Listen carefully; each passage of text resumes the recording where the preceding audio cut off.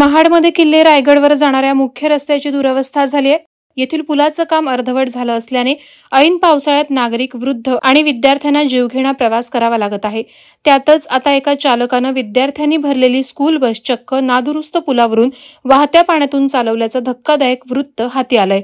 या रस्त्यावरील लाडवली गावाशेजारी पुलाचं काम अर्धवट झालंय। गेले 2 दिवस महाडमध्ये मुसळधार पाऊस पडत असल्याने या नादुरुस्त पुलावरून पाणी जात आहे।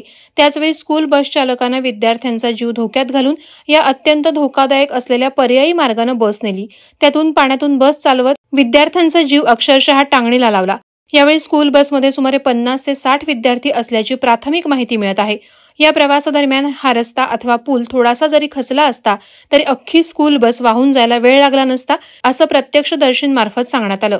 या धोकादायक प्रवासाला स्कूल बस चालकासह प्रशासन देखील तेवढंच जबाबदार असल्याची प्रतिक्रिया मुलांचे पालक आणि नागरिकांमार्फत व्यक्त केली जाते। पावसाला सुरुवात झाली आहे। महाडची परिस्थिती पावसाळ्यात अत्यंत भीतीदायक होते।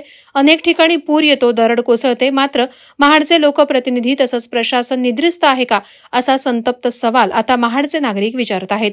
वादळवारा लाईव्हसाठी रामदास चव्हाण, महाड। नवी मुंबई व रायगड जिल्ह्यातील ताज्या बातम्या आणि घडामोडींसाठी सबस्क्राईब करा वादळवारा लाईव्ह चॅनल आणि दाबा बेल आयकॉन।